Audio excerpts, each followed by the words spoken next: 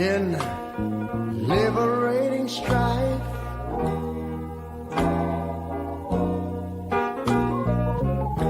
Who more than self their country loved, and mercy more than life.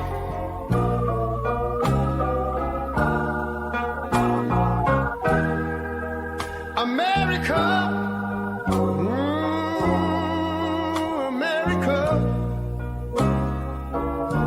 make God thy gold refined, till all success be nobleness, and ever again divine. And you know, when I was in school, we used to sing it something like this. Listen here. Oh, beauty that far spacious skies, far amber waves of grain,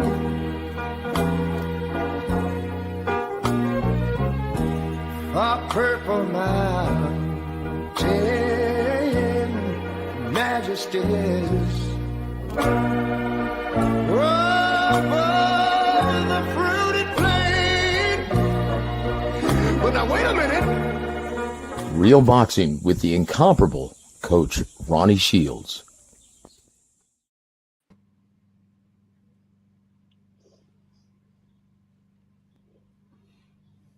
Too big. The file was too big. I couldn't upload the entire song. America, America. Oh, he was just getting down. I tell you what, boys, nothing better than hearing Sugar Ray Charles on 4th of July weekend. Oh, God, happy 4th of July to everybody. And I tell you what, guys, and once again, my apologies for adding the stream, right? But we are having trouble trying to get Coach on. So, guys, please do not try to click on that stream because we're not taking any guests. My apologies. This is indeed Real Boxing with Coach Ronnie Shields, okay? My apologies for that, guys. But I tell you what, though, guys, we are in for a very special treat. And Coach Ronnie is nothing like the unforgettable smile of Mr. Vernon Forrest. Oh, I tell you what, wasn't that? We miss him so much. Tell you what, what a great guy. And boy, was it like This Is Your Life, wasn't it, Ronnie? Yes, indeed. Oh, I tell you what, guys. So happy 4th of July to everybody. And guys, it would not be a Tuesday evening without the counsel of our very dear friend, the living legend himself, Coach Ronnie Shields. Ronnie, woo! Thank you for being here, my friend. Happy 4th. And guys, it would not be an episode of Real Boxing with Coach Ronnie Shields without our official co-host, Big JR Bell from the Boxing Source. JR, how you doing, my friend? Doing all good, man. Doing all good. Checking in here for the latest episode of Real Boxing with Coach Ronnie Shields. What's going on, Coach? Oh, man. Trying to enjoy the 4th, you know? Oh, boy, I tell you what. And thank you for spending your time with our extended War Week Radio family on this beautiful 4th of July weekend. And I tell you what, you've got a big date ahead of you. You're going to be at the weigh-in on Friday in San Antonio, Texas. And then you've got Floyd Schofield Jr. He's going to be taking on, goodness, I forgot his name, a fight veteran, though. He's got like 26 professional bouts. How is Floyd Schofield Jr. looking? And are you happy with his progression? Or is it time to put your foot on the gas and start stepping up in competition, sir? Well, you know, there's always time. You know, he's a young kid, and he, you know, I think he's almost ready for anybody right now. You know, he's just a good boxer, man, and he's doing really well. And you know, he didn't train down here for this fight. But of course, I go and just assist the father in the corner and wrap his hands and make sure everything is good that way. To be that veteran experience set of eyeballs. Yeah, that's priceless, Coach, in the boxing business. I tell you what, JR, what are you most looking forward to? Obviously, the main event of the evening is a barn burner. And let me tell you, I'm actually shocked at the odds here. You have the odds listed, don't you, JR? What are the odds for the main event, Stanionis versus Ortiz in San Antonio, Texas, at the official home of your San Antonio Spurs? Oh, well, currently they have it through FanDuel with, Ortiz. They're at -330 and Stanionis at +290 as of right now. Wow, that's like that's over 3-1 betting favorites in Virgil Ortiz Jr. Do you agree with that? Because for my money, this is an even money fight, Coach. Well, I tell you, I used to train Stanionis, and I had it for like 3 fights, so I know what kind of fighter he is, and this is why he's the WBA champion, because of this kid can fight. He can really fight, and and of course Virgil, he can fight also, but why Virgil is the favorite in this fight, I don't know. Maybe because they're fighting in Texas is all I can think of. And, but I'm telling you something. This is going to be a knockout, drag-out fight. Oh. It's not going to be – now one guy's going to back up in this fight. Whoever backs up loses. Wow, Coach. And I remember speaking to you when this fight was first announced. You said, you know what, man? My former fighter, Amantis Stanionis, his jab. Virgil's got a great jab too, but he's going to have a really hard time with that Amantis Stanionis lead hand. Do you still feel the same way? Absolutely, I do. Stanionis, he just doesn't give up. He's going to be on you like a cheap suit. Do you think they're going to bring in Levi Martinez for this fight? For good measure? No.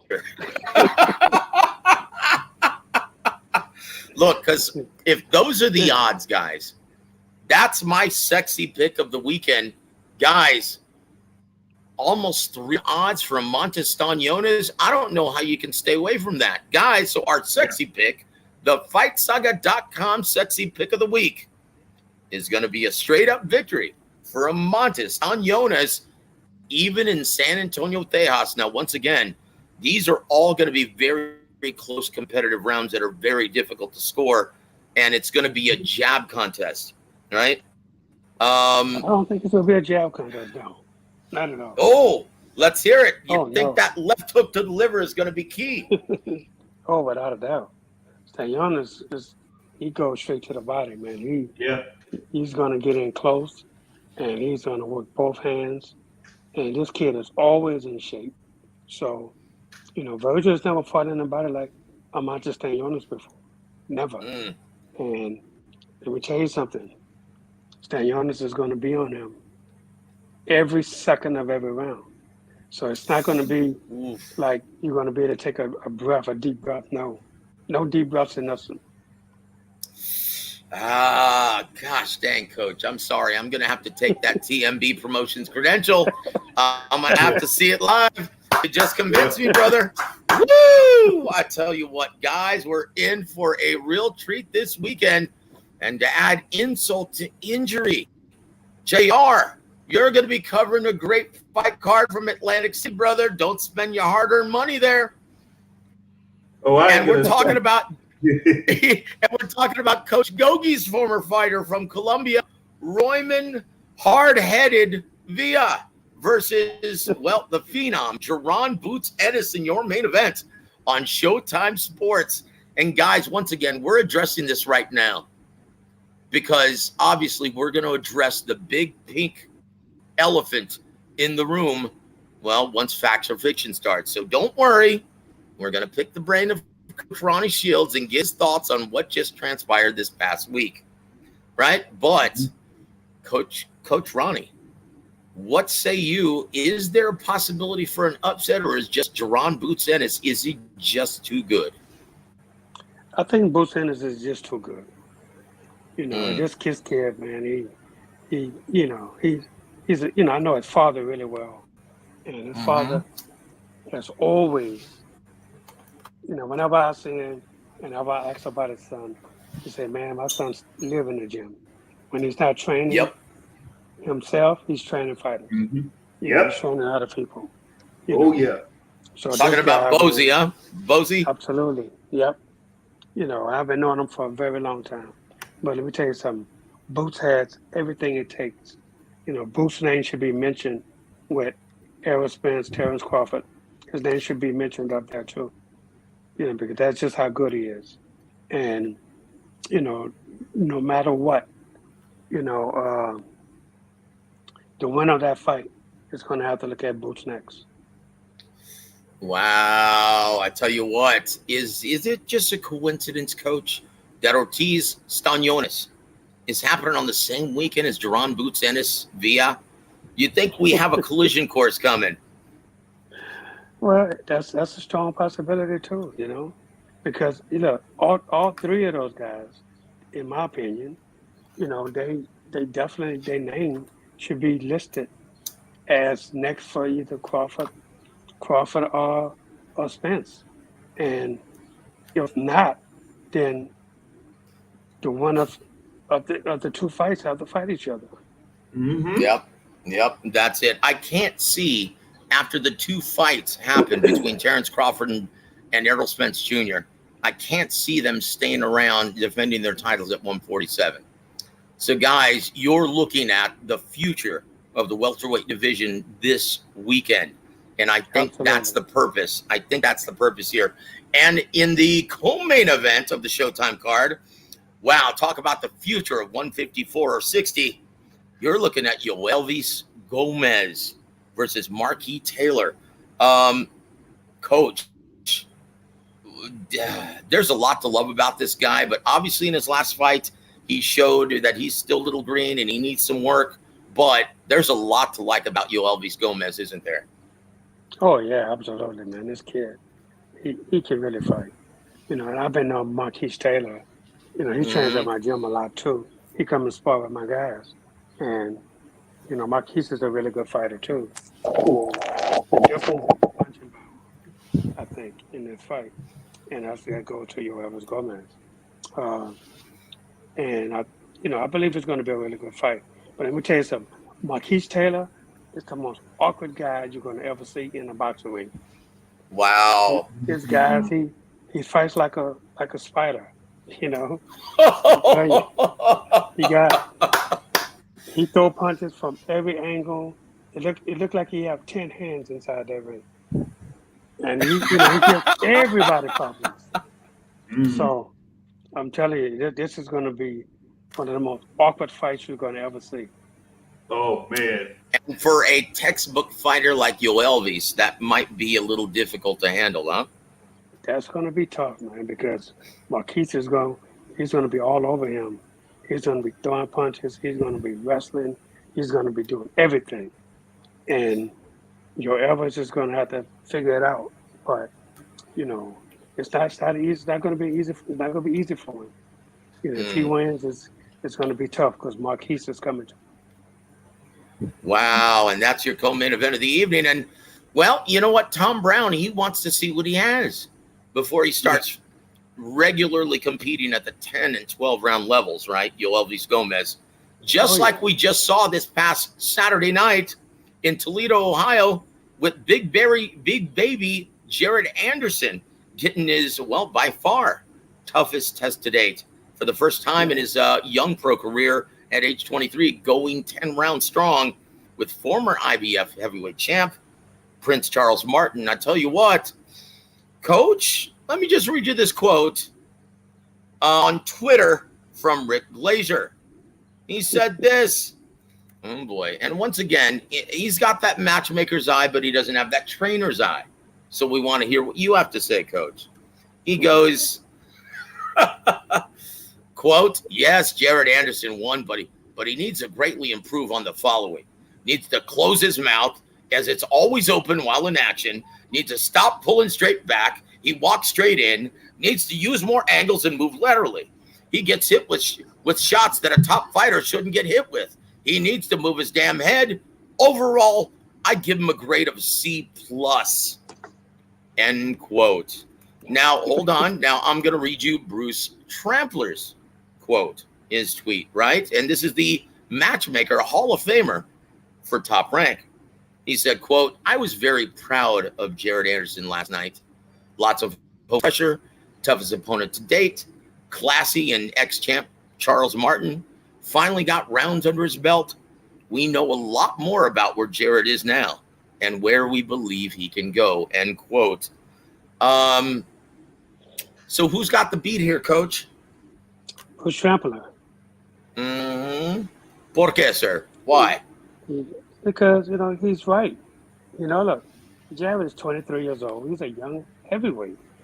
And going in with a former champion like Charles Martin on a short notice fight, look, that's big in itself that he took a fight against an ex-champion on a short notice.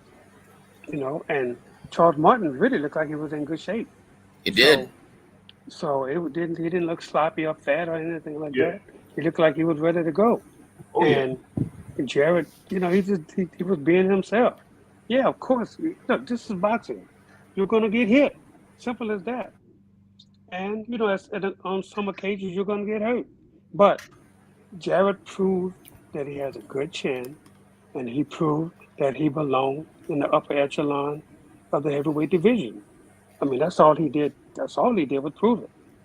And for him taking Charles Martin on a short notice, man, I don't know many fighters who would have did that.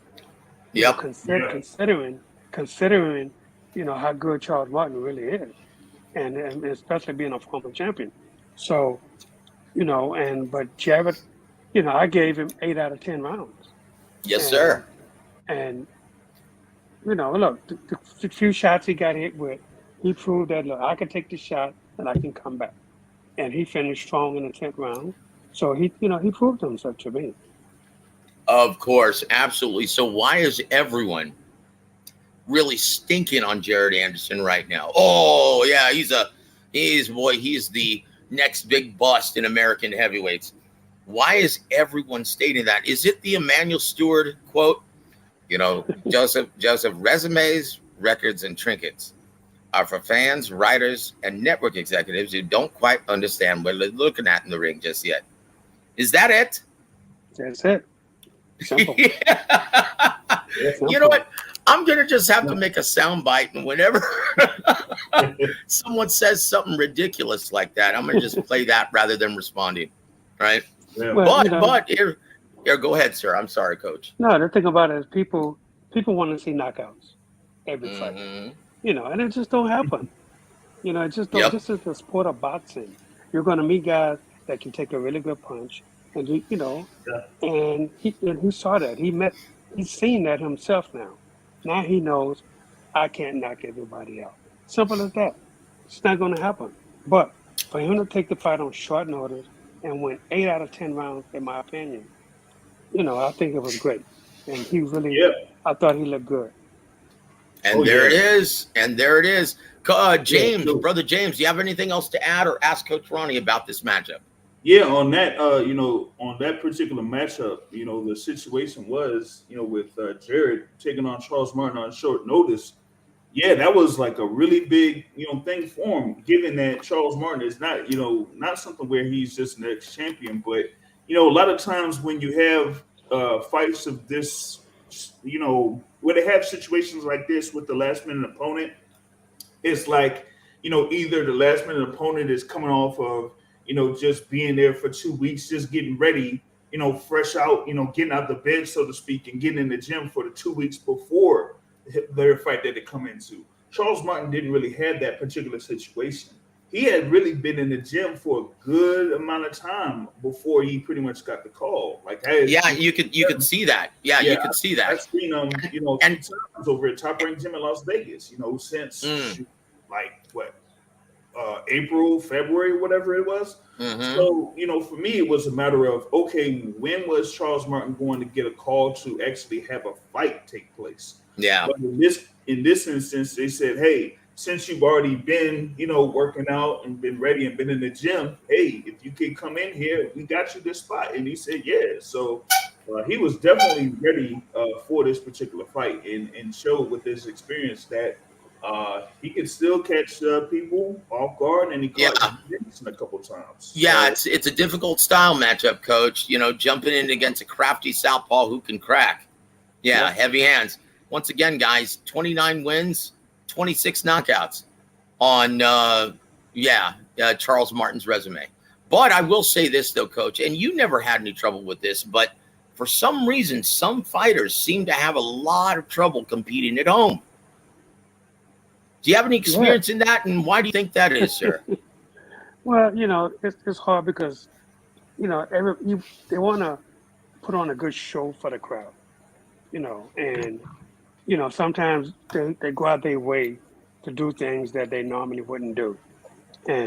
But to me, Jared fought the way he was supposed to fight. Mm-hmm. He did it the way he was supposed to do it. And look, the crowd was happy that he put on a good show. Yeah. And he went to 10 rounds. I mean, I think if he would have knocked him out maybe in the first round or second round, people would have been like, oh, we spent our money on this, blah, blah, blah, But he had a good crowd. They was there to support him. So no matter what would have happened, it would have been okay with them. But I think everybody was happy to see that he was able to go 10 rounds. And he looked really, in good shape. So, and at the end, he wasn't all tired out, like you see a lot of guys are. And, and I think he put on a good show for his fans. Yep. And I agree. I wholeheartedly agree. I tell you what, Coach, let's go to our very dear friends in the chat before we start this week's episode of Fact or Fiction. Want to give a big shout out to brother Joseph Brown from Philly. He says, salute Joseph and Coach Ronnie Shields. Salute to you, my friend. He also says, well, we got some good fights this weekend. Stanionis versus Ortiz. Boy, boxing is heating up. Yes, sir. Also want to give a big shout out to my brother, Bruce, Gas Boxing Jazz and Morning. Guys, if you haven't already, please go subscribe to my brother, Bruce. And thank you for always being here for the coach.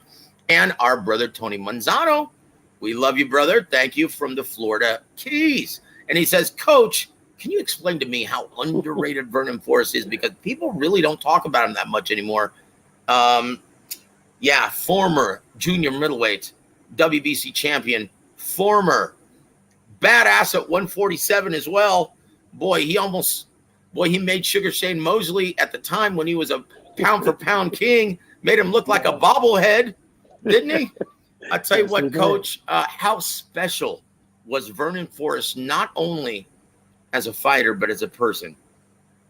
Oh, he was really special as a person. Let me get the person out of the way first. He was, as a person, man, Vernon was he was a very unique human being.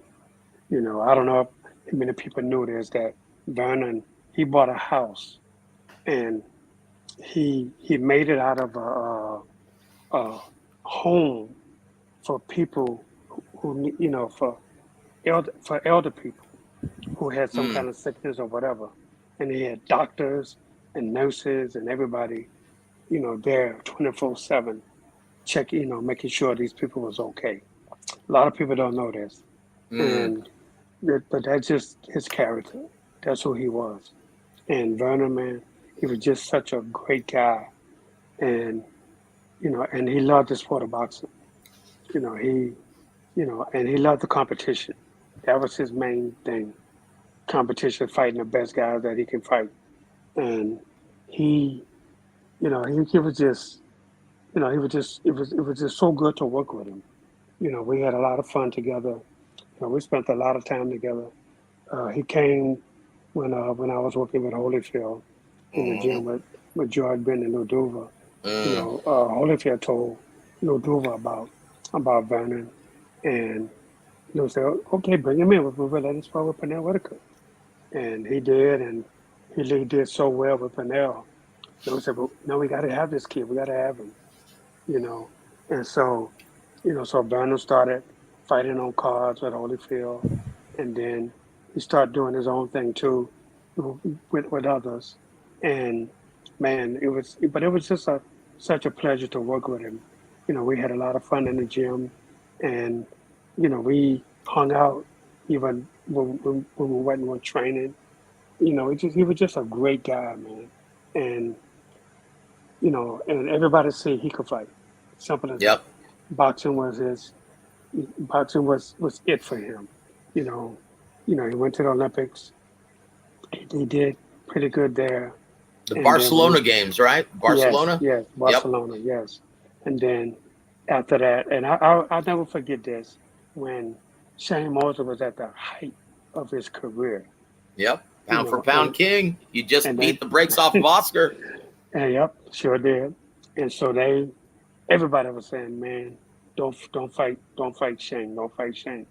And He knew it though, didn't he? He knew it. Well, he knew he could beat He him. knew it. Let me tell you why he knew it. Because Mhm. Shane didn't go to Olympics because of Vernon Forrest. Oh boy. Vernon beat him in Olympic trials, right? And then Vernon beat him in a box-off Yep. to go to the Olympics. So Mhm. Vernon beat him back-to-back.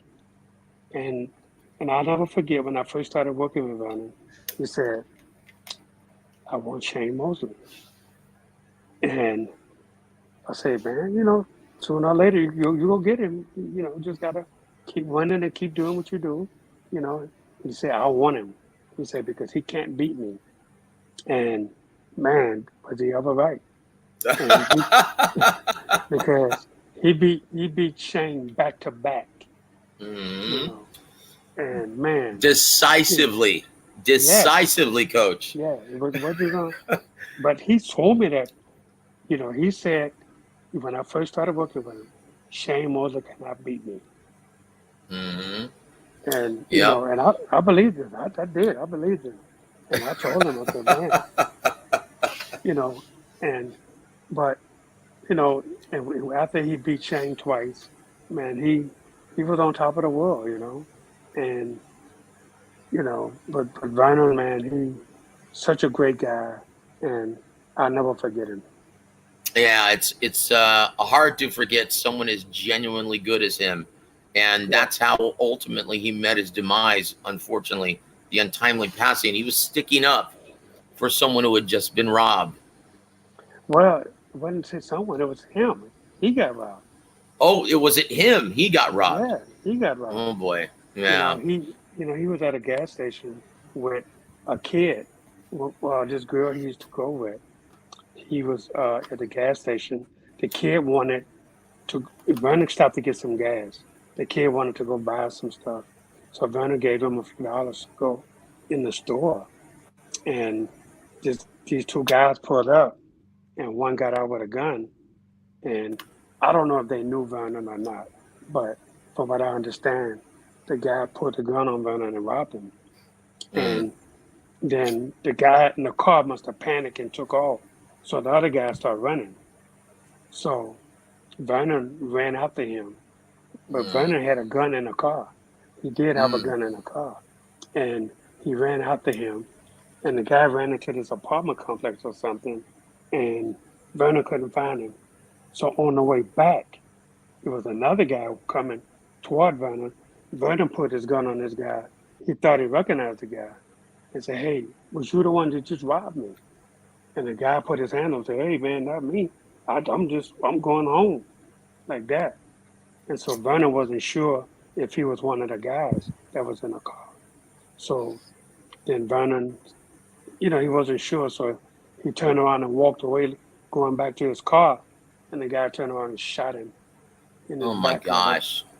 I don't know how many times he shot him, but. And yeah, well, there's a special place in Hades for the gentleman who shot him in the back. What a coward. Oh, yeah. Well, I'll tell you what, I've got my sweet Amber on this beautiful 4th of July evening. Well, may you rest in peace, and you're in a much better place than us sinners. Angel Vernon Forrest. God bless you, brother. Never forgotten. So thank you for that question. For the coach, Tony, we love you on the show, brother. And yeah, we'll always love Vernon. And yeah, that's why I included him in the slide. What a special, special individual. And want to welcome to the show, Mr. John Smith. Salute everyone and happy 4th of July. Thank you for being here for the coach, sir.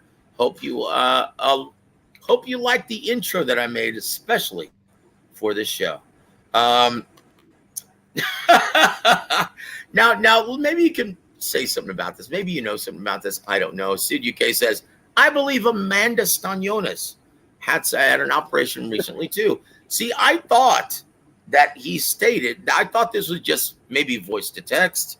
That's why he said Amanda, but no, he does it again. He said, Virgil's power will make a difference, in my opinion. Butaev gave Amanda some problems, and Virgil's power is on another level. Coach, what do you have to say about that? Well, gotta remember, styles make fights.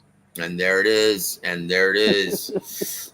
Bruce has the beat. He says, yeah, they should be on the same card when the winner promised the winner of Spence versus Crawford. One, that's never going to happen. And two, well, one's on DAZN, one's on Showtime for a reason. Different promoters, guys. Sid UK says, I like how Charles Martin thanked Al Heyman after the fight. That probably pissed the Bob father off. Skurach McDuck. Yeah, well, let me just tell you guys, he's still an Al Heyman advised fighter. That's why he thanked Al Heyman. That's how we got the fight, guys. Come on. Mm-hmm. Come on, guys. Come on now. Thank you for being here, Sid. We appreciate your insight, brother, and your comments. Let's move on, though, guys, because we have a lot of ground to cover. Also want to welcome Mike Biggs Boxing to the show. Salute, gentlemen.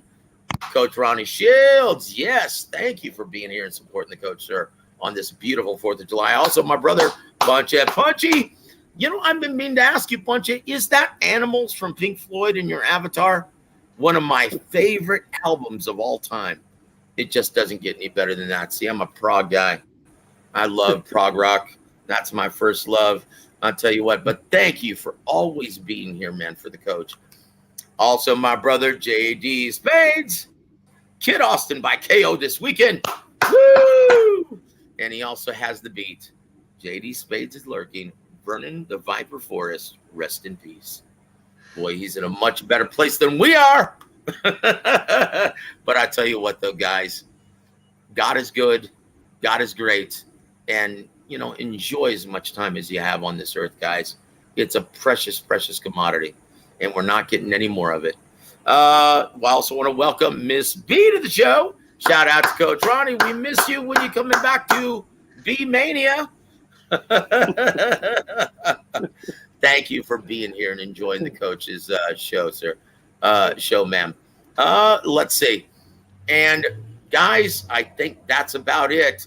It's time to address the elephant in the room with another episode of Fact or Fiction, guys. So here we go. Hey, we ain't ducking and dodging nobody. It's time for Fact or Fiction.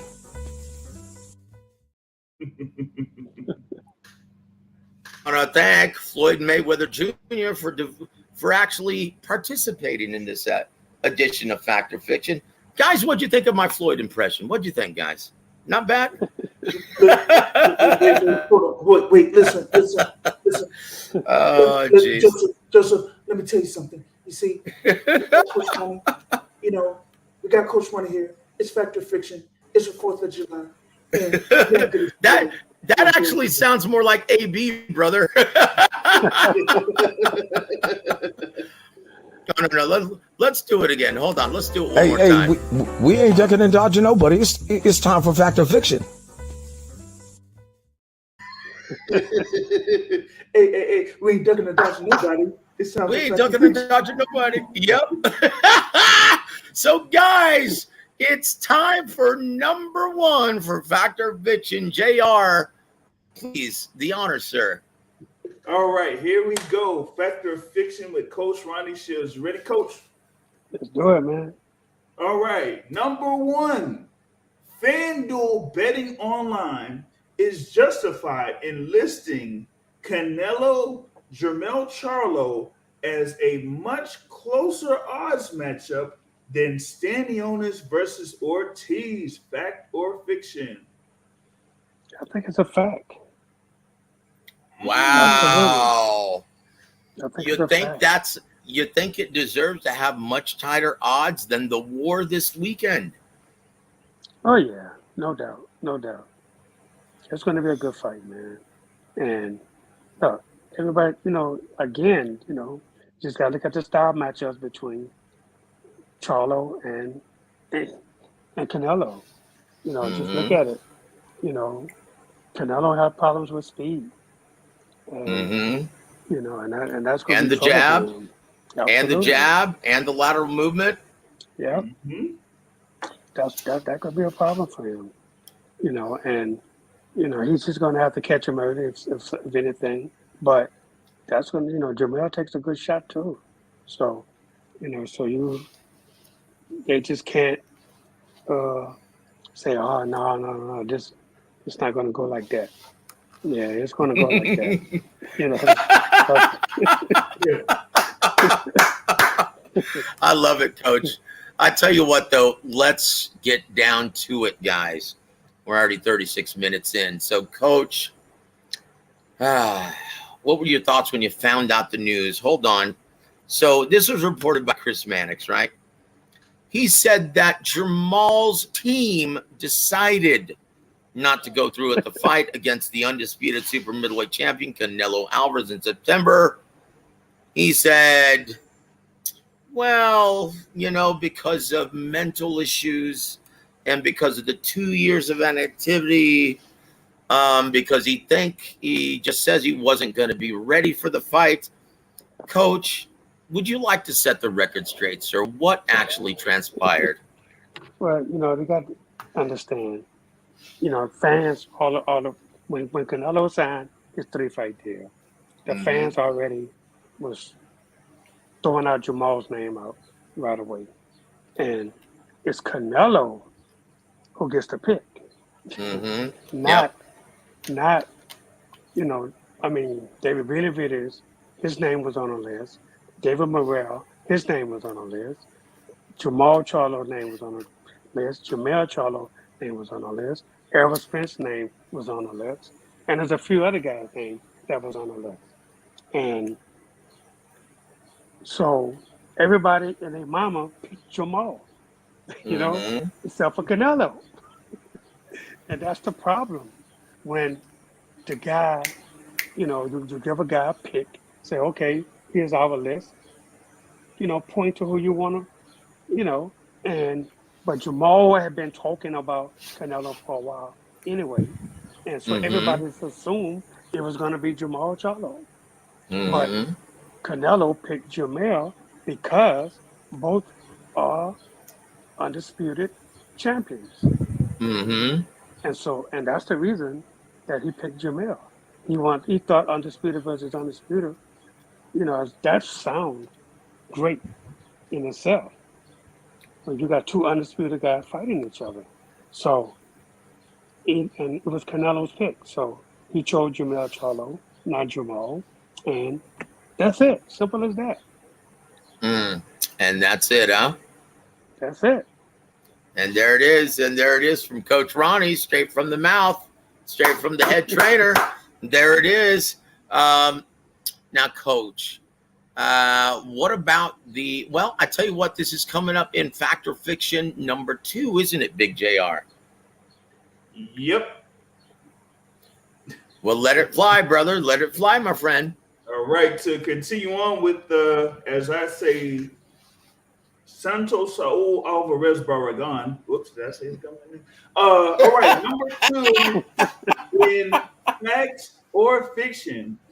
Canelo will face Jermell Charlo, Jermell Charlo, and Errol Spence Jr. in that order to fulfill his 3-fight deal with Showtime, leaving David Benavidez out in the proverbial cold. Fact or fiction, Coach? Oh, that could definitely be a fact. I don't know, to tell you the truth, though, because you got to understand that, he got a 3-fight deal. But if he fights Jermell Charlo and loses to Jermell Charlo, the rematch has to take place. Right. Yep. You know, it's will definitely be a rematch. So that means that's 2 fights with Jermell. And regardless of what happens in the second fight, you know, just in case that happens, then it's either be Jamal or Errol. So, you know, the only way he would probably fight Benavidez probably is if he moves up to 175. I can't see him fighting Benavidez at 168. Don't see it happening. So that clears the way for dun dun dun Benavidez versus Dave Morrell Jr. Baby. Woo! I tell you what, when you think about it, Coach, understanding the business as well as you do. Now, obviously, they're trying to negotiate with Jaime Munguia. They're already complaining that Oscar and Jaime, boy, they just want too much money. They're demanding too much A-side treatment. Now, if he shifts gears and tries to make a fight with Dimitri Bivol, he's got to expect the same kind of treatment, right? Bivol's going to demand way too much for what he brings to the table. Coach, in your mind, is it just inevitable? Is it imminent that these two juggernauts at 168 are going to lock horns? Well, I don't know. Say the truth, man. You know, look. You know, I mean, I understand why he want to fight Munguia. Everybody in boxing understands Of course. why he wants that fight. Well, Okay. well. Let's just spell it out, Coach. This is your show. Tell exactly everyone how you feel about this, sir. Yeah, I mean, he knows it's an easy fight for him. Simple as that. Yep. You know, he knows that, and he thinks Munguia is bigger than David Morrell Jr. You know, and he thinks that because Munguia has all these fights, but you know, who knows Munguia? I mean, come on, ain't nobody know Munguia like that. You know, he fought a few couple guys, yes, you know, but you know, still let Munguia fight David Morrell, and then let's see what happens there. Then we'll see. And then the winner fight Benavidez. Let's do it that way. Coach. You know, since everybody's going to complain, we could just do it straight Showtime on Showtime. Well, Coach. See, but Benavidez, he wants to be a pay-per-view star now. Oh, geez. Look, you know as well as I, that pay-per-view with Caleb Plant didn't do well enough to constitute labeling him as a pay-per-view commodity. Of course. But he seems to think that he's a pay-per-view guy right now. Yeah. That's a huge problem in boxing now, isn't it? It is, because, you know, they're not putting up the money for this, you know. They're not going to take the loss. He's going to get paid for the fight. They're not going to take the loss. And, you know, in Showtime, you know, they don't want to lose no money. So, but, you know, and for me, if he was to fight Munguia, you know, Oscar's going to want their zone to be a part of it. Yeah. Well, look, we're going to see Oscar and Eric this weekend, right? Yep. What are the chances of, if you bring Dave Morrell Jr. up, what do you think they're going to tell us? Go to hell.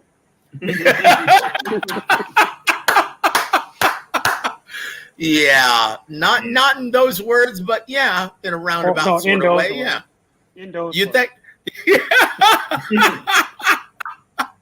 Oh, Chin got that. Good Lord. Well, Coach, I tell you what, though.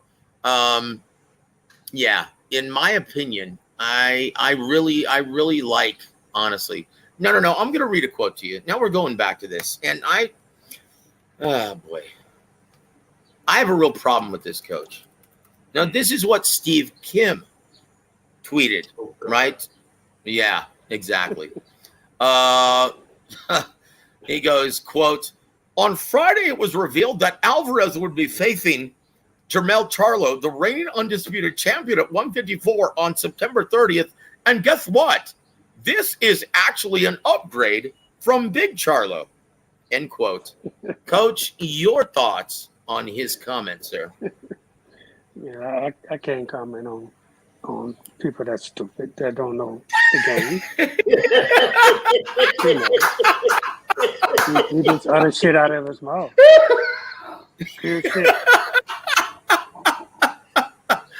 Yeah, and look, it goes like somewhere there has to be some gray area, somewhere in between, because Tim Bradley now, your favorite commentator, yeah, I say that with jest, no, in jest, and he says, man, Canelo versus Jermell Charlo, I'm sorry, guys, that's a mismatch. I don't care if he's taller, I don't care if he's rangier. Canelo's the bigger guy, and he's going to be throwing bombs. He's never felt bombs like he's going to feel on September 30th. And in my opinion, this is a mismatch.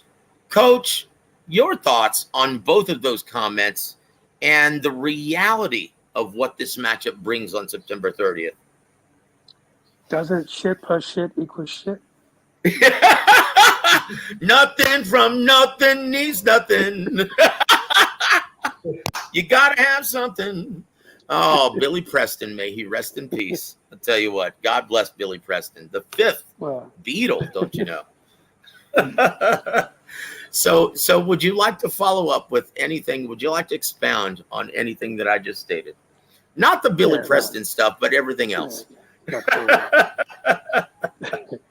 Tim Bradley, you know, I used to like this guy a lot, especially when he was a fighter. But now that he's a commentator, he just goes against everything. He's saying that all fathers should be banned from working with their sons in the sport of boxing. That's the most ridiculous thing I've ever heard in my life. It's really ridiculous, man. Because there are a lot of good fathers out there that does train their son, and they've been very successful at doing it. So if it's successful, why change it? And he's saying they should be banned. Hold on, Coach. Hold on. Don't forget what you're going to say. JR, take over hosting duties. I've got to get this, sir. All right, gotcha. Keep going, Coach. Continue, Coach. Yeah. So, but he, he's always talking, out of the side of his mouth now. He thinks because now, I'm a Hall of Famer, I can say what I want to. Hell no. That just don't cut it. Just don't cut it. He was a fighter, man. And, it's not like he don't understand what fighters go through or what they've been through. It don't matter, he's trying to say fathers are not good for their sons. What the hell is he talking about? They know their sons better than anybody. Right. Exactly. And if a guy's a good coach, he's a good coach, no matter what. If it's his son or if it's somebody else, it doesn't make a difference. And he's saying it should be a ban. It should be a ban on that. What kind of shit is that? For someone that's been in a sport, practically his whole life. And for him to talk like that, it just doesn't make sense to me. And, that's all I got to say about that, though. It's just ridiculous. Yeah, he was like way out of line with that. And, my thing is, I really don't, like Tim Bradley there on the ESPN telecast. I call him Captain Obvious because he'll just point out, some things that you're like, okay, we already know this, so why are you just saying it? And now, with what's happening recently with ESPN, which we'll talk about a little bit later, we might end up. Dun, dun. Yeah. Keep going, JR. And I mean, if that happens, then you can guarantee that I'm going to be having the mute button ready when they have those absolutely. going on. You know what I'm saying? So there's that. But we'll move on to number 3 here. Tres. Yep. So now, here we go. Number 3 in Factor Fiction, Coach. Here it is. Former world champion Austin No Doubt Trout is correct when he states the winner of Spence versus Crawford beats Jermell Charlo at 154 pounds. Fact or fiction? I'm going to say fiction. I'm going to say fiction. Let me tell you something, man. I've been knowing Jermell his whole life, and you know, since he was a young kid, brought him up in this sport. But you know, all you gotta do is look at him fight, and Yeah. you'll see what everybody else thinks. That's really knows about the sport of boxing. You know, when people look at him, I don't know what they see, but if they see what I see, then they would know that he has all the tools that it takes. This is why he's the undisputed. And you know what? Here's what makes me mad about people who make these ratings or rankings or whatever, and you can't find Jermell Charlo in the pound for pound. How do you become undisputed at any weight? Even if he's a flyweight, I don't care. How could you be undisputed and not be in the top 10 pound for pound, or the top 20, the top 30 pound for pound? You can't find him anywhere. It's just a bunch of bullshit. Well, Coach, as everyone was lambasting Jermell when they thought that he was going to get the fight with Canelo Alvarez for inactivity, yeah, they're saying the same thing for Jermell in terms of, injuring his hand, having surgery, being a year-long layoff. Your thoughts on this? Do you think it's going to be a big factor in this matchup, sir? Not at all, man. These guys are fighters, man. This is what they do for a living. This is what they do. This is why you call it training. You prepare for fights, man. Mm-hmm. You could fight every month. And what the hell is that? It don't make a difference. Yeah, gotta get your ass in there and throw punches. Simple as that. Yeah, you know what, brother? I tell you what, when Coach starts moving the head when he's talking, boy, it's serious. We love you, Coach.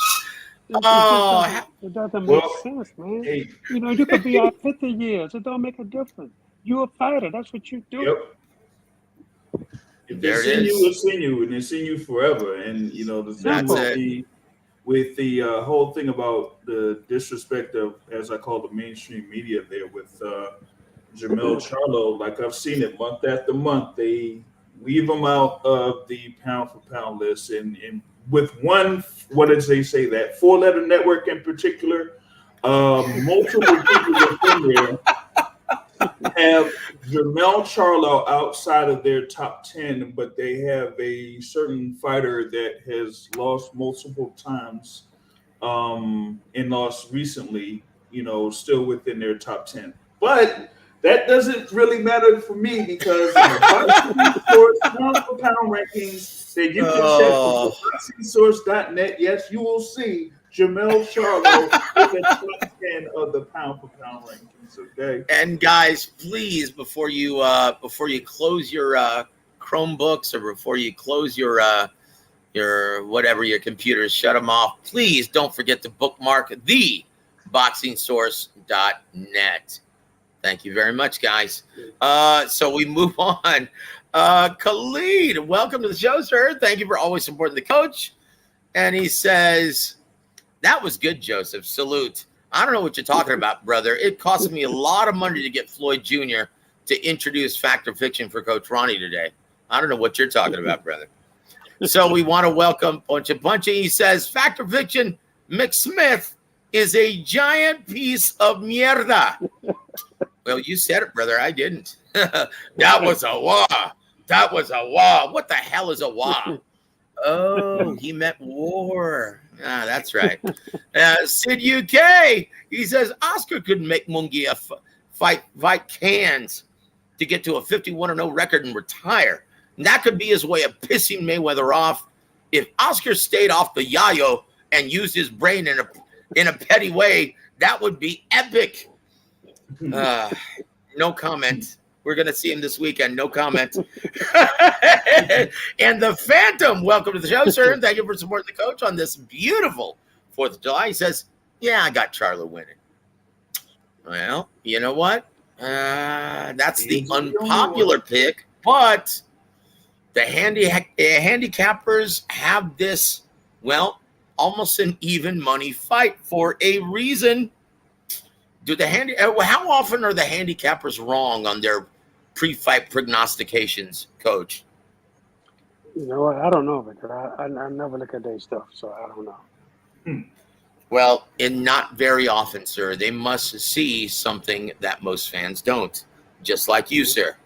And Adam Montequilla Lopez, your former fighter, he says, Coach, what's the best father-son combo? Well, there's a Shane Mosley and his father. They probably was one of the top. I think that they probably was the top. For me, I think. I think Devin Haney and his father, they do really well. And Adam and his dad. And there it is. I tell you what, I really love Adam's dad, man. He always used to make me laugh, dude. I hope your father's doing well, man. I love the man. God bless you, brother, and thank you for being with us, Adam. I really appreciate it, my friend. Oh boy, Jesse James lay high in his father. That's it. That's it too. Joseph Brown says, "Yeah, Tim Bradley was obviously taking a shot at Theo Sr. with that comment." You know what? He does really good with his son also. So, look, you don't get to be at that level with your father, and then you say they should throw the father out the corner. What the heck? That's just doesn't make sense to me. Yep. Well, Adam says, what about Trinidad? Yep. And he also says, laugh out loud, my dad was a headache. You know what? I had heard that, but I never experienced that. I always got along with your father. He was always a great guy, and he always made me laugh, man. Always had a smile on his face. Yeah, I love talking with your dad. Hey, in fact, please tell him to drop me a line, brother. I haven't talked to your dad in a minute. I hope he's doing well, brother. Love you guys. Also want to thank Jesus M for coming to the show and supporting the coach on this beautiful 4th of July. Saludos to you, my friend. Thank you for always supporting the coach. Planet 619, thank you for supporting the coach. Yeah, Oscar, be on that boogie sugar. I don't know what you're talking about, man. I don't know what you're talking about. We're going to see him this weekend. I don't know what you're talking about. Yeah. So where were we? James, hold on, brother. Hold on. Where were we? Hold on. Hey, we ain't ducking and dodging nobody. It's time for Fact or Fiction. Hey, listen, man. We got to get back on this Fact or Fiction. Oh, man. Where were we, my friend? Oh, we got to get to number 4. We're at number 4 right now. Oh, shnikes. We're almost 60 minutes in. We're only on number 4. Only on number 4. Good. Time flies when you're having fun, guys. Yeah. Let's go, Big JR. All right, number 4 in Fact or Fiction. Deontay Wilder is correct when he states Wilder Ruiz is definitely not a 50-50 fight. He's talking about a rematch clause. Either he's drunk or he's on drugs, maybe both. If this deal falls through, you'll never see him again in the boxing scene, especially not on PBC. Fact or fiction? Oh, boy. Oh, wow. So did the Wilder say that about Ruiz? Yep. Yes. Oh, okay. Yeah. Yeah, that could be a fact. Which part? All of it. Oh, Chingo. Well, look. I'm a musician, Coach Ronnie. Hold that thought. I'm a musician, Coach Ronnie. And I performed, and I've known a lot of people who have been under the influence. And I've never met anyone who's under the influence with that kind of, behemoth girth.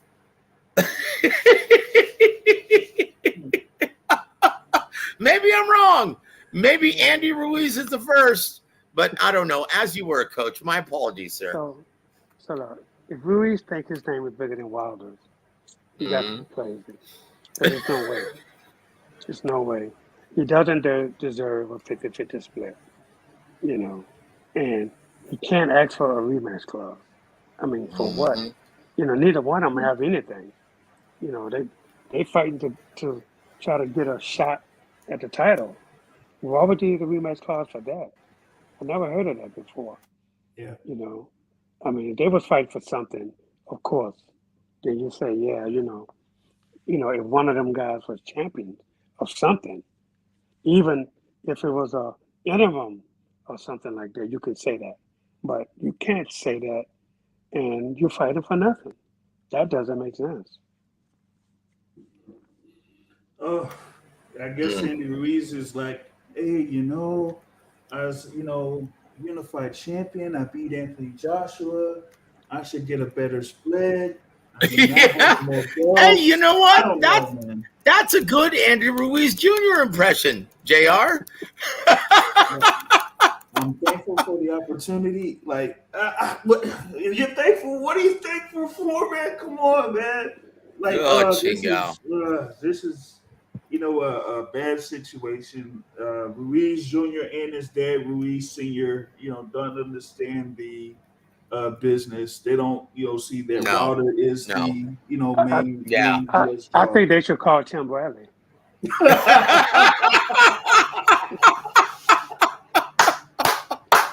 Or Steve Kim, possibly.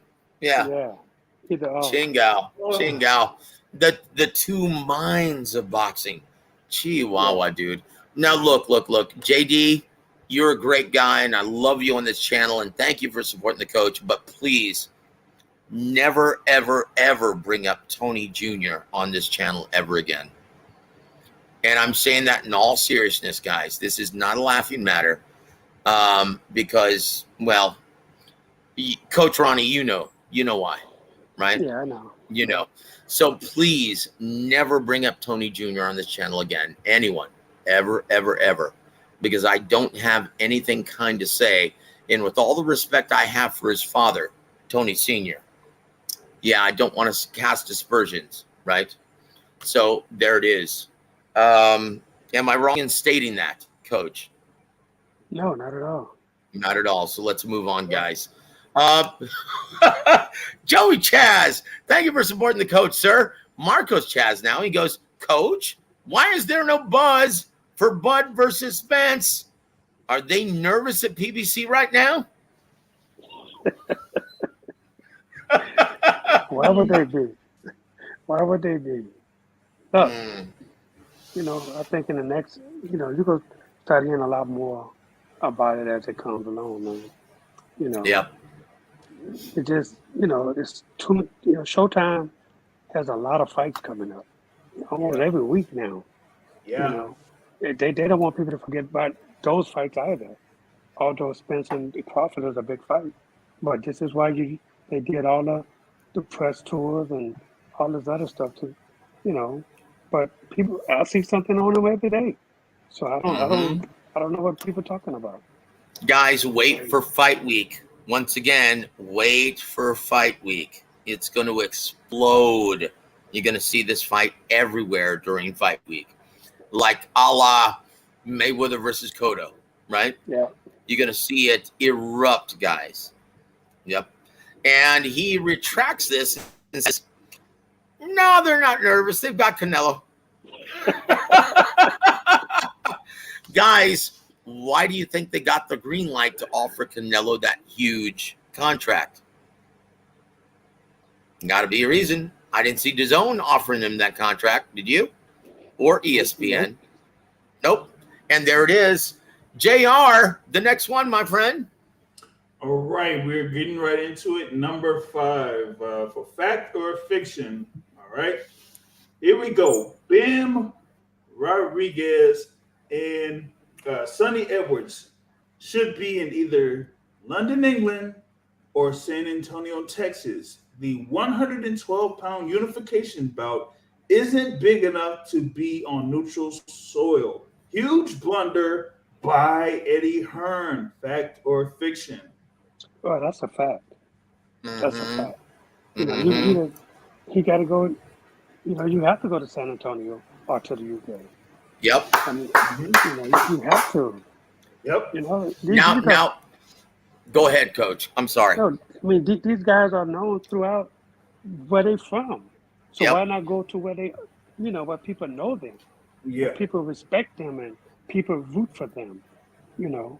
And unless there was at a standstill on Bam didn't want to go there, or he didn't want to go to San Antonio, you know. Well, let me So- ask you something, though, Coach. Are either one of these guys big enough ticket sellers where they should be making those kinds of demands? No, not at all. Exactly. Not at all. So once again, Eddie Hearn should know this. Would Bob Arum say, hey, you know what? You get what you get. So That's it. once again, like Tom Brown, Al Heyman would say, hey, you know what? This is where the fight makes the most sense. In the immortal words of the late, great Don Chargan, may he rest in peace, he said, you know what? A hot fight isn't a hot fight unless it's in the right venue. Absolutely. That's it. So why? And once again, we're breaking the news here, guys. This hasn't been announced, but I already know this. This fight's going to be staged in Phoenix, Arizona. Coach, how well do you think it sells?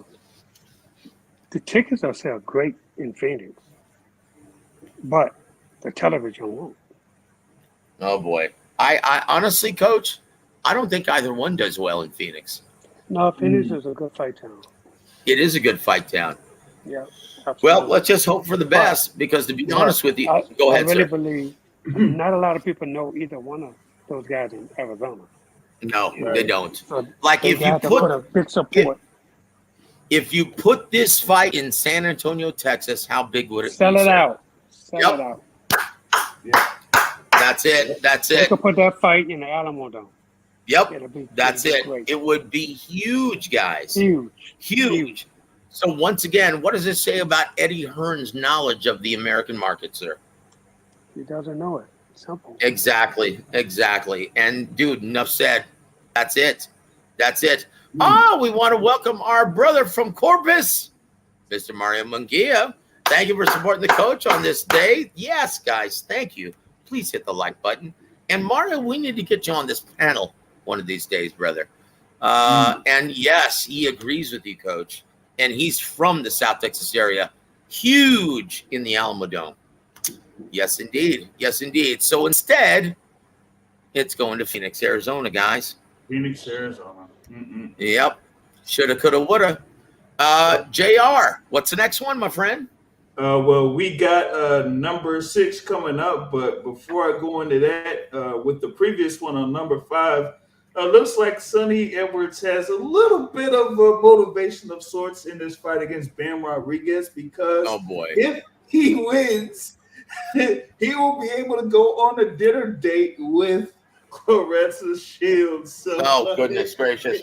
Man, dude.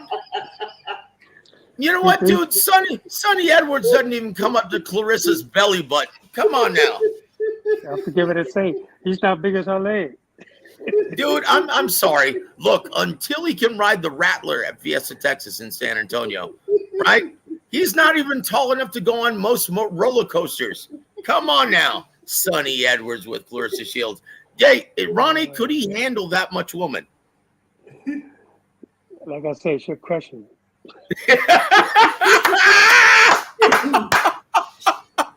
Oh. From what I heard, that's who he goes after. But hey, I mean, hey, whatever floats your boat. Oh boy. Number 6, Factor Fiction. All right, here we go. No. I'm gonna read a tweet from Sonny Edwards. He actually said this. He said he would drink her bathwater. Oh. Holy cow. Did he say before or after training? I don't think it matters to the little pipsqueak. Holy cow. That's a true story, guy. Look up his Twitter account. Oh, my word. Oh, jeez. Oh, yeah, let's move on, guys. Let's move on from that. That's just terrible. Here we go. Number 6. So, hold on. Coach isn't wrong. He couldn't handle her. That's what I say. It's your question. Oh, boy. Chingao. Oh, man. Poor Sonny. Oh, that was great. All right, number 6. Edgar Berlanga will take on John Ryder later this year for the new WBO Nothing Burger belt at super middleweight. Fact or fiction? Oh, that's probably a fact. They'll fight for anything right about now. Oh boy. You know what? And what are you gonna do? Eddie Hearn just made 3 acquisitions, right? Regis Regis, Edgar Berlanga, and Cruz from Cuba. Yeah, Andy Cruz. Andy Cruz, yes, thank you, sir. At 135. How do you see them faring at Matchroom Sport in the zone? It's not faring so good right now. Yeah, boy, Eddie Hearn, once again, his mastery of the American market is just awe-inspiring, isn't it? Yes, Oh indeed. boy. So, Coach, what do you do with Edgar Berlanga if you're Eddie Hearn? Well, I think Berlanga signed with him because he thought Eddie Hearn had a lot of pull with Canelo. Yep. And, you know, and Dodum. he could have stayed with Top Rank.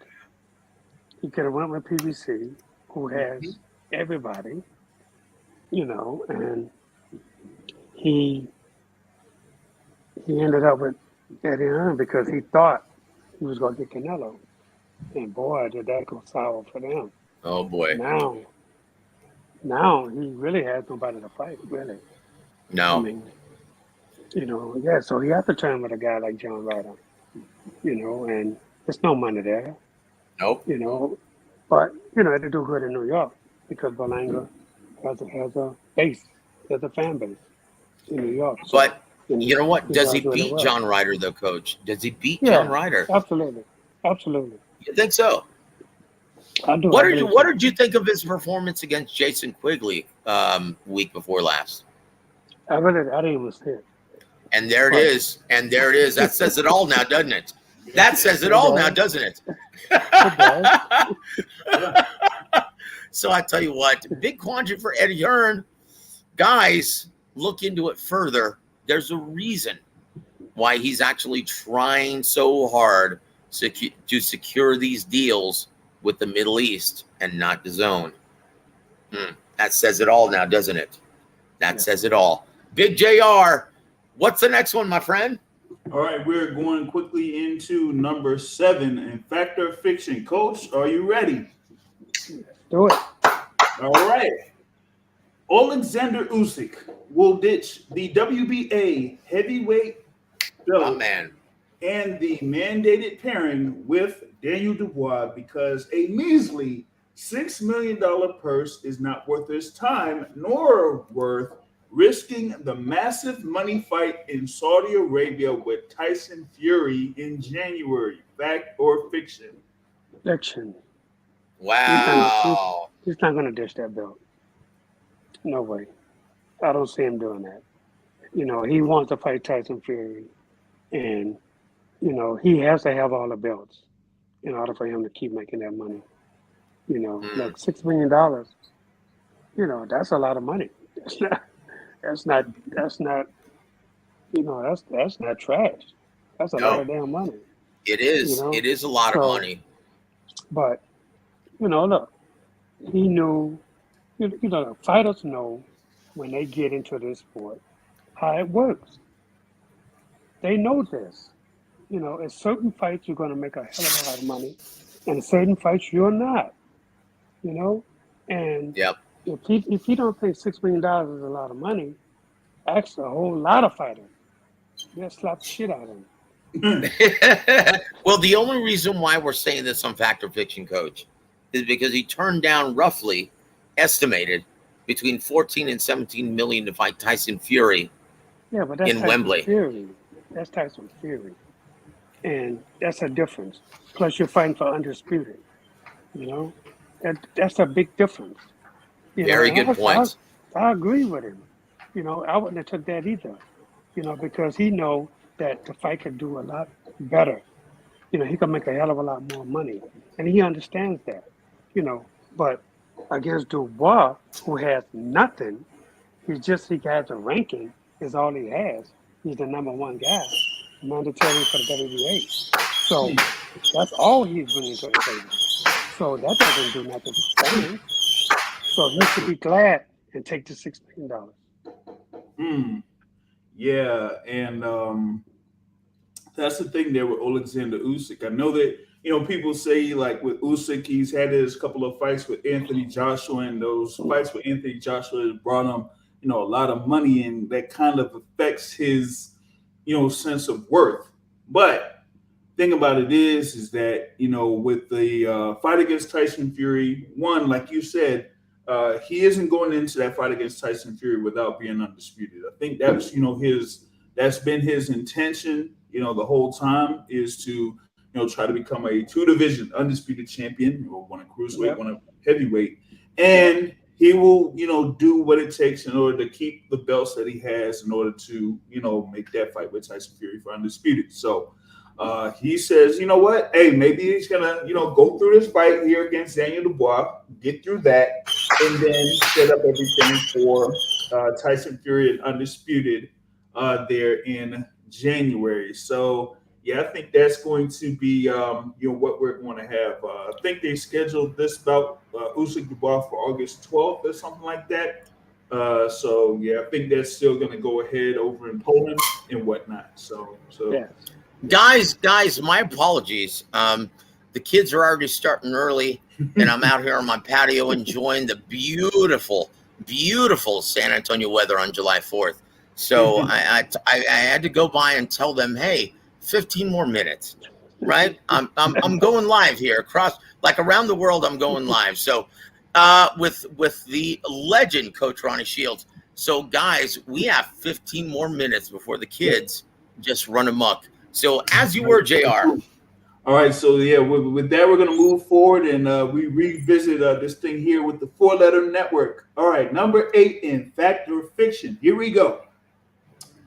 Max Kellerman and Andre Ward's departure from ESPN is an ominous sign for Top Rank and boxing in general on the Disney-owned sports network. Fact or fiction?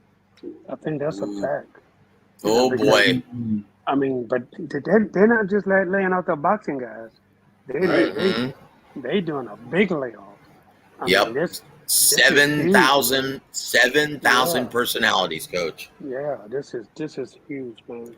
And yeah, it doesn't look good for boxing over there. You know, so maybe Edgar Berlanga did the right thing, right?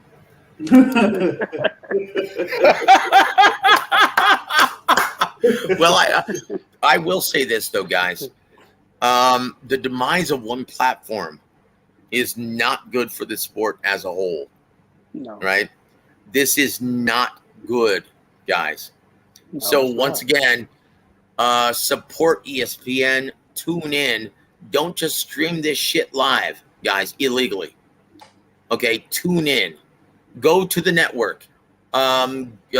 Subscribe to ESPN Plus because this is not good for the overall health of the sport. You have to know this. Coach Ronnie, we work in a symbiont industry where we all depend on each other, right? So fans have to understand that. Could you please expound on that, sir? Yeah, I mean, look, you know, the more fans that watch television, that watch boxing, that love boxing, then, you know, as long as the ratings are really good, you know, boxing is not going to go anywhere off these networks. But once the ratings go down, and, you know, the networks have to stay alive too. They have to make money too. Yep. And, you know, but if the ratings go down to a terrible spot, then they start looking at, well, where can we go to make more money? Because they want to stay on the air also. That's But, it. You know, you have so many people that say they love boxing. If you love it, you got to watch it. Yep. And look, guys, Especially if it's free. guys, I can't stress this enough. The reason why promoters and networks managers, no one in this industry listens to the voice of the diehard boxing fans any longer, is because somewhere along the way, you guys stop financially supporting the product. Start financially supporting the product. Come on, guys, start once again. Okay, because we love boxing and we do not want to see it dwindle to nothing in the American sports market. Come on, guys, support your beloved boxing on every platform. Come on. Well, JR, next one, sir. yeah, let's move on here first. But you know what? Before we do that, shout out to Slot Tendencies in the building with the $5 contribution here to the Warweek Radio Network. Big ups to you, Slot. He said, I love it. big ups to the often imitated, never duplicated Ronnie, the real deal Shields. Tuck your chains in your shirts. Weak dudes, guard your grills. Hashtag. So, Coach, did they let go of the wrong commentator on ESPN Boxing? Man, did they? I mean, Andre Ward, Yep. number one. Mhm. Never should have let this dude go. This dude is smart as hell. He knows Yep. everything. Yep. You know, they should have got rid of the other guy. What's his name? Tim Bradley, I think. Ah.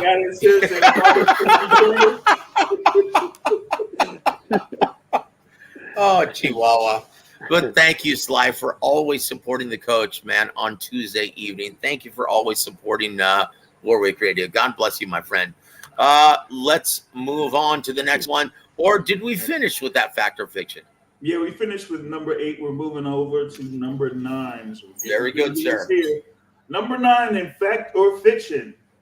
Steven Espinoza of Showtime Sports will stage Chief One-Time Thurman versus your Dennis 54 Milagros Ugas on Showtime pay-per-view in August, and it will attract only 25,000 pay-per-view purchases. Fact or fiction? Well, that's a fact.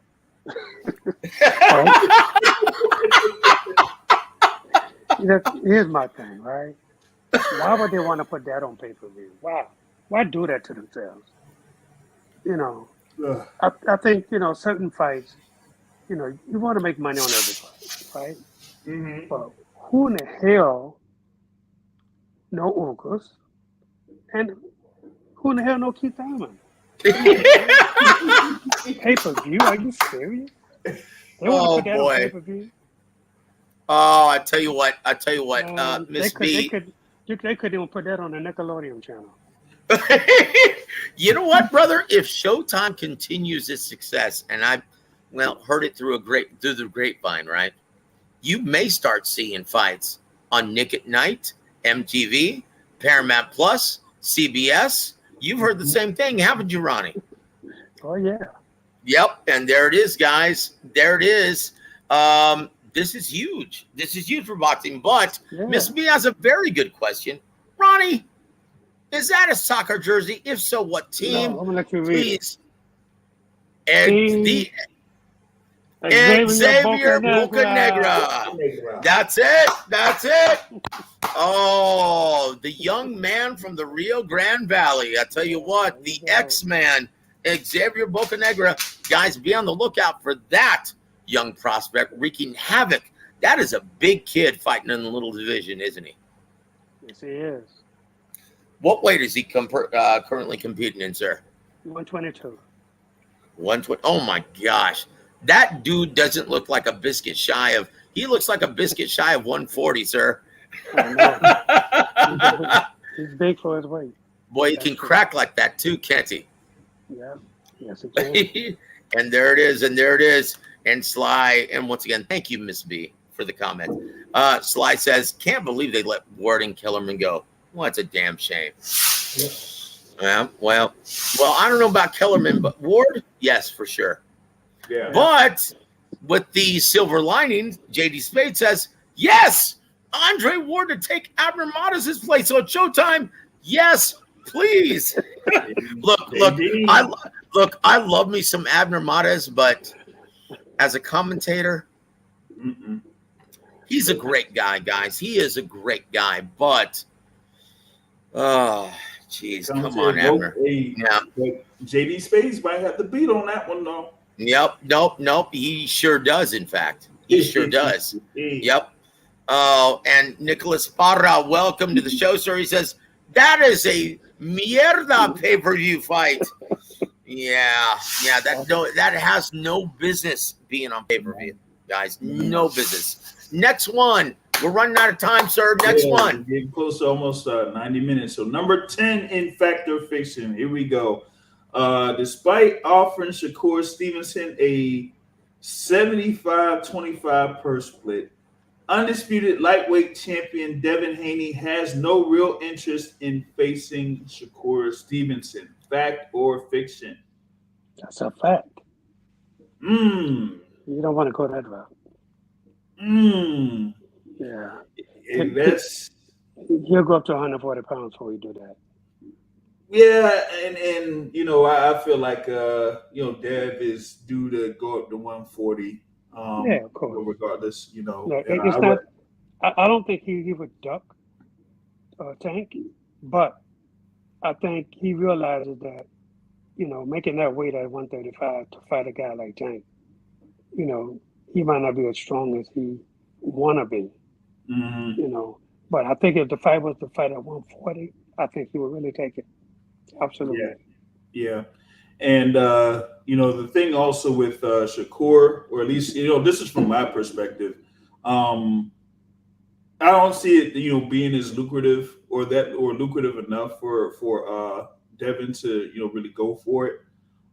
So it's like maybe and he doesn't feel like he could wait it out to see if Shakur has a better value there. So he can move up and see if they can try to get Teofimo Lopez Jr. out of retirement and fight for that WBO title at 140.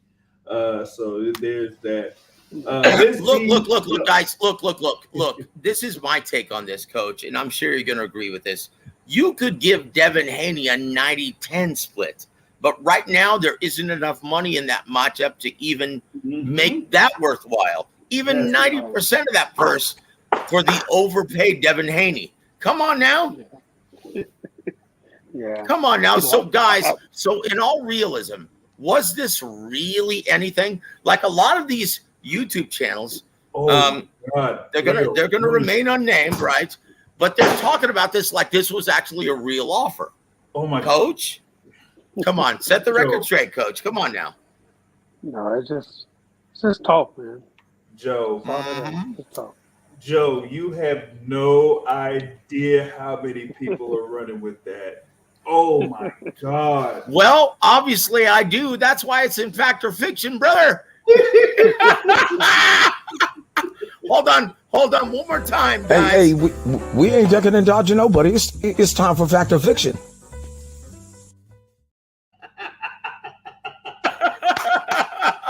As you we're on the home stretch. All right, here we go. Last one in fact or fiction, Coach Ronnie. Here we go. Number 11. Tyson Fury, the Gypsy King, will indeed face Francis Ngannou in September and Alexander Usyk in January. Fact or fiction? Yeah, I think it's fact. I mean, that's what I've been reading. That he's going to fight the MMA guy. Yes. Yeah, Francis Ngannou. So, yep. Yeah. So, look, I mean, he's going for the payday. Yep. He's pulling a Floyd Mayweather on this one. He's going to get paid a lot of money for it, and then come back in January and defend the title. Hey, as long as WC getting they cut, what the hell they care? And that's it.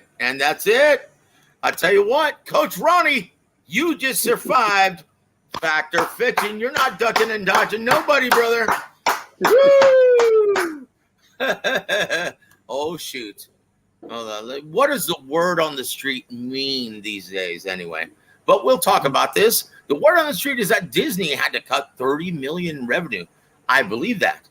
Kellerman and Ward were the highest paid boxing commentators, so they were on the chopping block.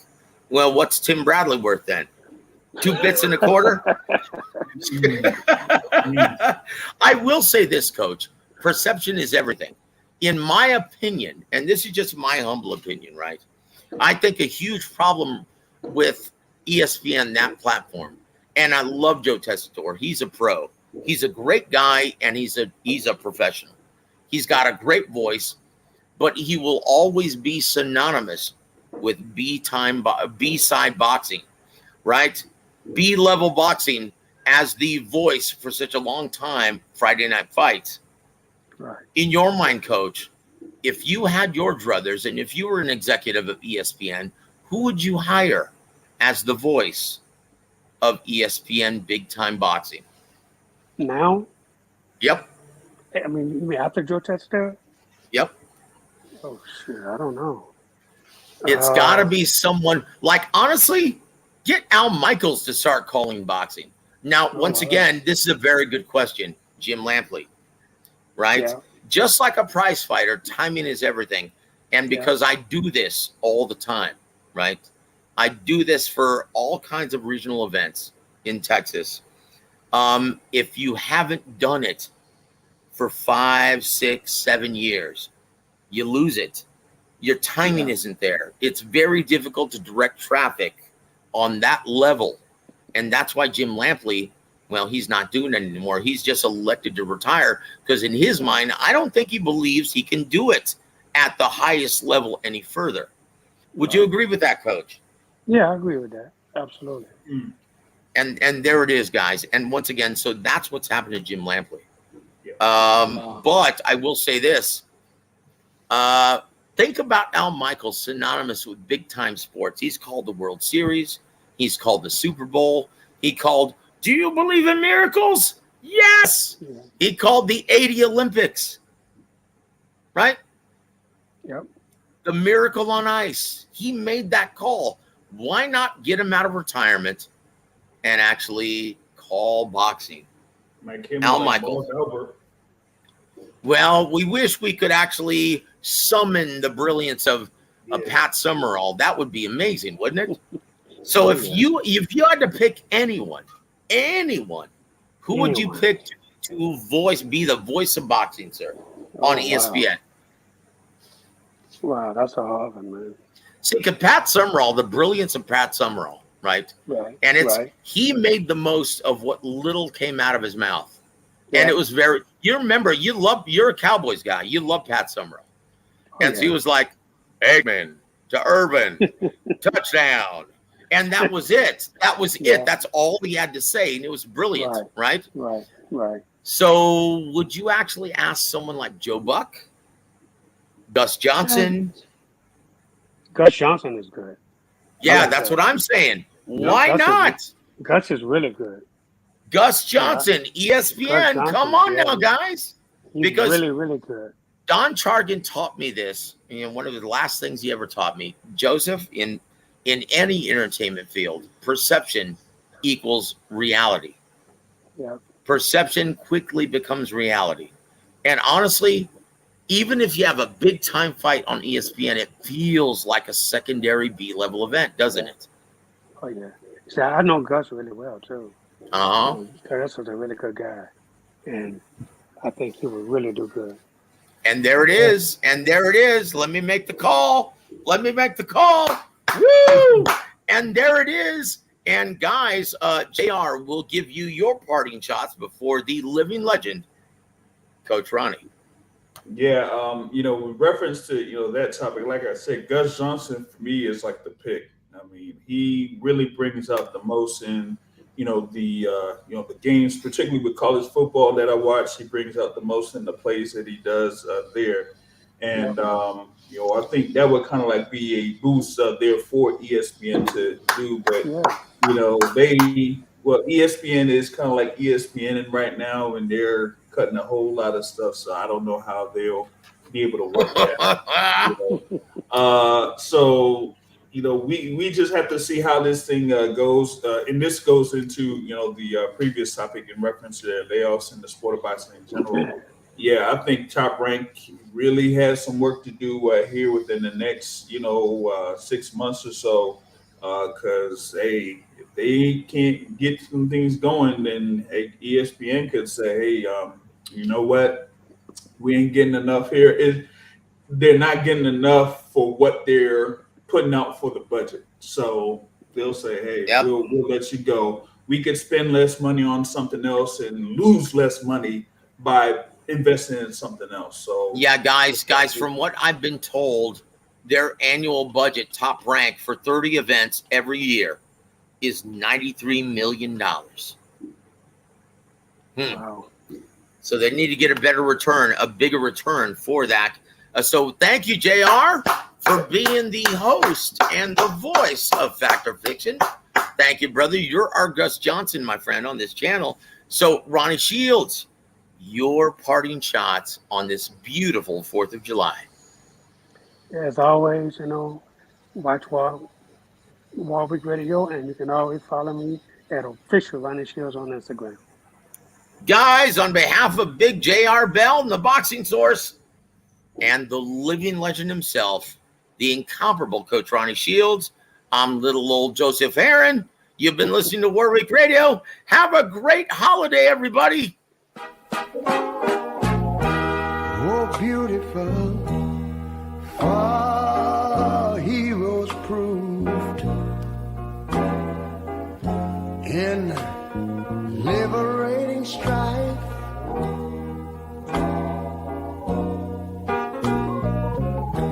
Who more than self their country loved, and mercy more than life.